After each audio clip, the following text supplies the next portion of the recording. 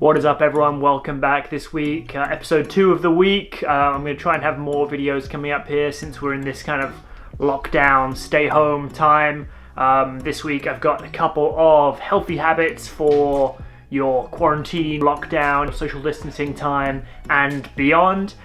These are some things that I incorporate into my life, and since you've got a bit of free time on your hands, I guess now, you might want to consider putting a few of these into your life or experiment with them, or at least give you some ideas for experiments you can do with your own free time, right? So, first thing I've got is make a schedule, make a to-do list, make your bed. So this is something I've been doing for the past sort of 6 or 8 months now, I think.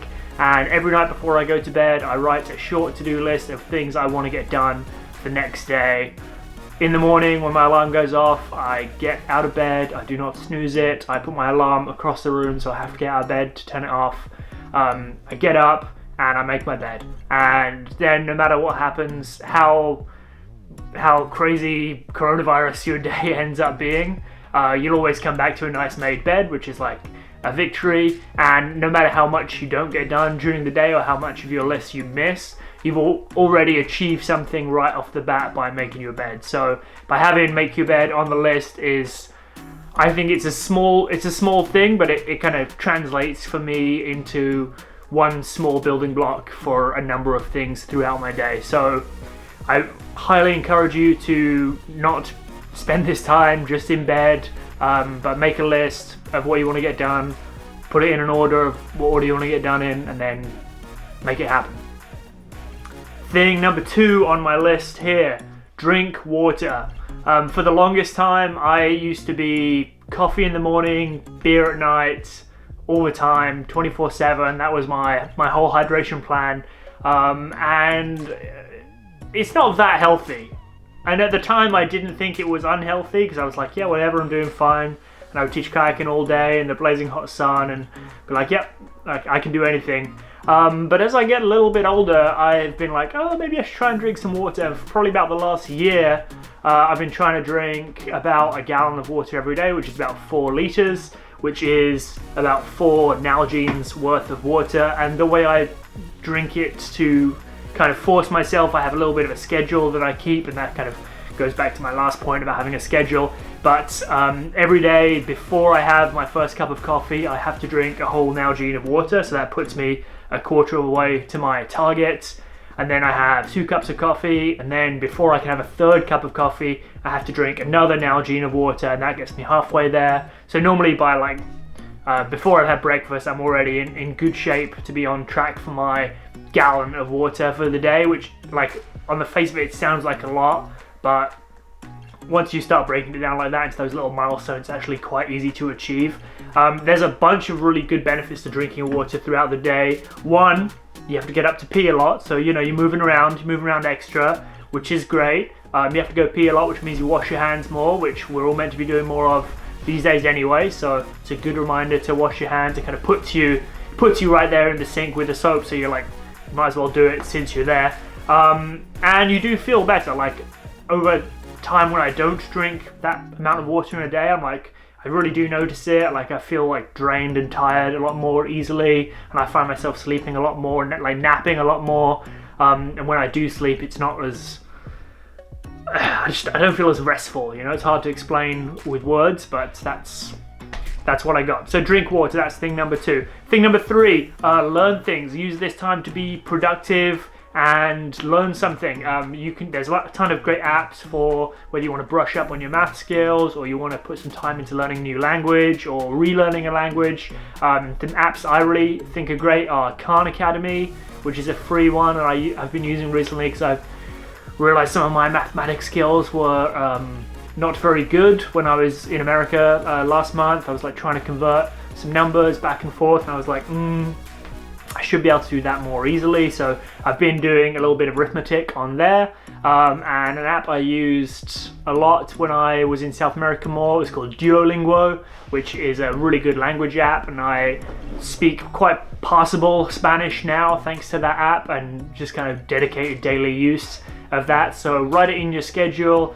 Maybe block yourself off 2 30-minute blocks or 2 1-hour blocks, or however much you think you can sit down and concentrate for. For me, I find it's about 40 minutes once or twice a day. That kind of gets me in good shape. So if I can do that, I always will. I think this time is an excellent time to be productive with things like that, and there's tons of free apps out there, so it's not like you have to spend a bunch of money and you know, commit to Rosetta Stone for a year or whatever. It's like there's free ways to get there now, so, and you can do it right on your phone, so it's easy peasy. Next thing is move your body. Get ready to kayak. I mean, like, we could be back to kayaking again very soon.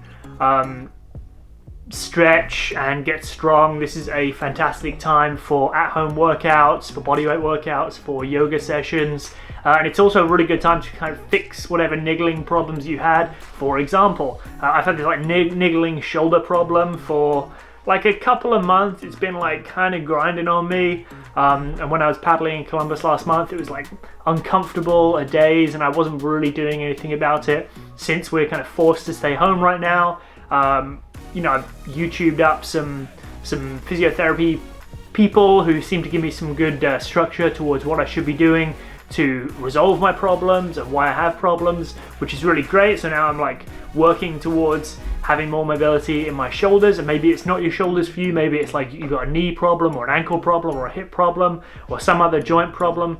But this is a great time for you to be working on that and resolving it now, or at least finding out what you think is wrong, or what, diagnosing a few things it could be, and then being able to go forward and build up there, and then building up your kind of overall strength and flexibility picture, because that will help your kayaking somewhat. So this is a great time for that. And yeah, there's tons of resources on YouTube that I really like for exercise advice and for flexibility advice. So I'll probably have another video on that next week, I think. Yeah. 2 more tips to go. So the next one is take extra care over what you are eating and what you are drinking, especially the amount of alcohol you are drinking. It is likely you are not moving as much as you would be if you were not kind of confined to your house. So with that in mind, maybe it's time to be laying off some of those sugary processed treats like every single day, and maybe you don't need a second glass of wine every single day. I'm not saying don't have sugary treats or drink wine, but just kind of think about it in moderation, right? Like, how is that going to affect you, where you're trying to get to? Like, where are you trying to get to? Do you have goals set for the year, or even revised goals set with, you know, coronavirus in mind? What can you be doing now to kind of keep yourself on track, or at least not let yourself get too far from the path of where you're trying to go to, right? So for me, I'm trying not to drink alcohol during the week, Monday to Friday. I have some on weekends, yeah, for sure, I'm human. And I have some, maybe I'll bake a cake on the weekend, and maybe we'll eat some of it. Hopefully I won't eat the whole thing, but I try not to have that every single day, right? I try not to have dessert through the week, because I know for me, that's going to keep me closer to the path of like where I want to end up. So yeah, just try and take a bit more care over what you eat and what you drink, and how that's going to keep you on the path. And in addition to that, you can use some of the extra time you have to kind of hunt for recipes and find healthier ways, maybe teach yourself more about cooking. Like, I would not have said I'm an excellent cook, but I'm a good recipe follower, and this is a great time for following some recipes and, you know, learning a bit more, maybe being a bit more creative, maybe finding out a bit more about flavors and what foods go together. You know, just use your imagination, have fun with it, right? And finally, and this one I've been using a lot in the past 2 weeks to help me a lot, and that's don't read the news too frequently. I don't know about everyone else, but I have been finding that like staying plugged in 24/7 is actually making me kind of like unusually anxious. Like, I'm not a particularly anxious person, but actually like hearing all this like new information all the time, like the 24/7 news cycle, it was kind of getting on top of me, and I didn't think it was, because I don't usually get like that, but it just felt like it was one thing after another, and as soon as I just started only looking at the news, maybe like once in the morning, once at lunchtime, once at dinner time, everything calmed down for me a little bit, and I felt like I could do a bit more with my day. I wasn't like stifled by like checking 100,000 times a day what was happening on the news, or what was happening in my Facebook feed or my Instagram feed, but just like putting my phone down and being a bit more present with my to-do list and being focused on what I was trying to achieve that day based on what I had already written the night before, right? So based on that, I could be a bit more productive and get stuff done from that to-do list, and I wasn't like a deer in headlights caught up looking at what was happening, what the new developments were, and it feels a lot better, it feels a lot happier. So that's something I've been trying to incorporate into my days, like actually putting my phone down a bit, not thinking about it, not looking at it so much. Not to say you should be disconnected from it, but like you don't have to know every single hour of every single day what the changes are. Like it doesn't help you, right? And something I listened to recently on a Joe Rogan podcast with Andy Stumpf, that like he was saying something which I clicked with me quite well. It's like there's two circles. There's the circle of things you can control and the circle of things you can't control. And if you can keep your focus on the circle, on your circle, the things that you can control, it's easy. You can free up more brain power rather than looking outwards at all those things you can't control, right? So hopefully some of these habits can come into your daily routine and your daily life and make it a little bit easier for you, or you'll see some changes, rather I should say. And I think it's good. And for me, like I didn't dump all these changes on all in one go. Like I said, I've been slowly adding them. So like the water thing I added about a year ago, the to-do list thing I added a few months ago. But what I find is if I just focus on making one change to start with, I make one change for the first week, and then week 2 I have that one change, and then I add one more change. Now I've got 2 changes. That adds up quite quickly, and suddenly you start making really big changes to your life, but not all in one go.